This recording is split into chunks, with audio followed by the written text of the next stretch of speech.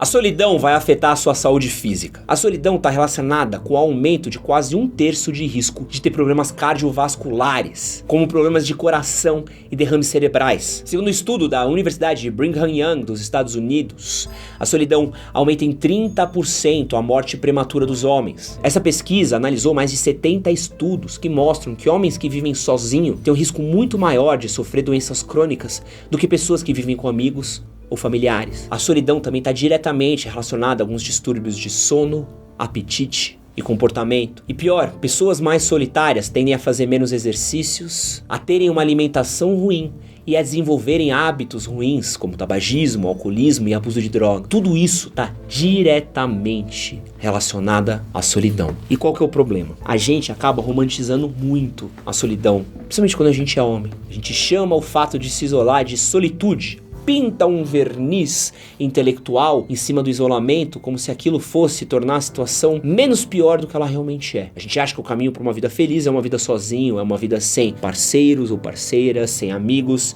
sem familiares. Se eu estiver sozinho, eu vou acabar resolvendo a minha própria vida do meu jeito, sem ter que se preocupar com nada. Quando na verdade, você tá sozinho, é o jeito que você pode tá colocando sua vida num risco muito grande. E no vídeo de hoje, eu quero falar um pouquinho aí dos problemas que a solidão pode trazer pro homem. Então, prepara o seu coraçãozinho que tá começando o Pistolado.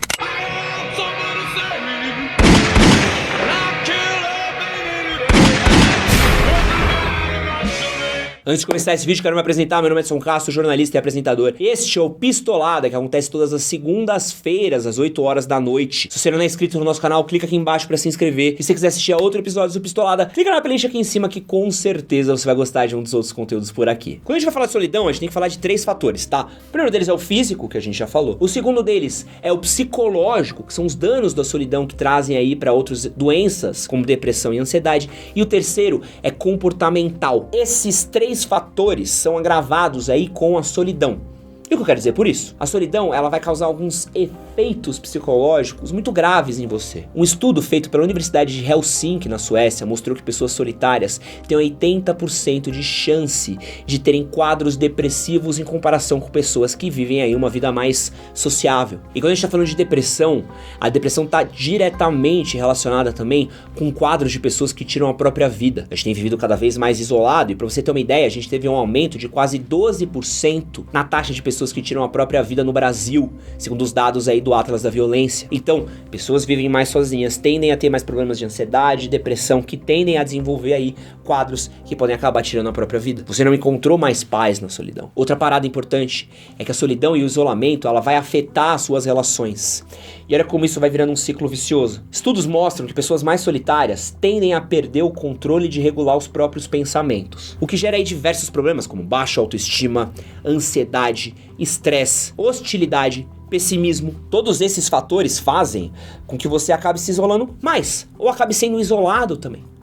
Então quanto mais sozinho você é, mais você tende a ficar mais sozinho ainda. E isso piora quando você é jovem. Os jovens tendem a sofrer muito mais o isolamento do que adultos formados. E pra você ter uma ideia como a solidão tá se tornando um bagulho forte no mundo, nos Estados Unidos hoje já existem serviços de amigos de aluguel. E como é que funciona isso? Você pode alugar uma pessoa pra fingir que é sua amiga. Eu tava lendo uma matéria de alguns caras que trabalham para esse serviço, falando que normalmente a faixa de pessoas que contratam eles são pessoas entre 30 e 40 anos, normalmente muito bem sucedidas profissionalmente, porém elas não cultivaram laços de relacionamento ao longo da vida. Os caras fizeram grana, fizeram carreira, fizeram tudo, porém quando se tornaram mais velhos, não tinham com quem compartilhar. E aí eles acabam tendo que contratar um amigo pra ter ali aquele espaço, daquele papo, daquela conversa, às vezes daquela interação que mostra porque a gente tá vivo. Tem esse trecho do filme Into the Wild, Na Natureza Selvagem, que é um livro também, que eu adoro essa frase, né, que diz que a felicidade, ela só é genuína quando ela é compartilhada. Mas muita gente acaba achando que a felicidade está na solidão,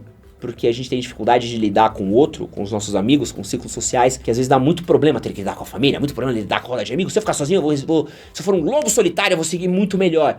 Quando não vai. E aí eu quero falar de um fator muito específico, que é a situação de rua. Eu baixei uma pesquisa aqui, que é da Secretaria Nacional de Assistência Social. Eles dizem que alguns dos principais motivos que levam pessoas a morar em situação de rua são o alcoolismo, o uso de drogas, 35% dos moradores de ruas fazem isso, a perda do emprego, 30%, e conflitos familiares, outros 30%. E o mais louco é que 71% das pessoas que foram entrevistadas citam pelo menos um ou os 3 motivos ao mesmo tempo. E olha como acaba virando uma bolha muito grande. Algumas pessoas têm problemas familiares e acabam abusando de drogas, ou acabam usando de drogas e álcool e por isso acabam tendo problemas familiares, e com isso acabam indo parar em situação de rua, completamente isolados, porque eles não têm uma rede de apoio. Muitos homens vão parar em situação de rua depois do fim de casamento, depois de terem problemas financeiros e por medo, por uma questão de masculinidade, de querer pedir ajuda pro outro, resolve seguir pelo caminho deles, indo parar embaixo de uma ponte. E quando você tá em situação de rua,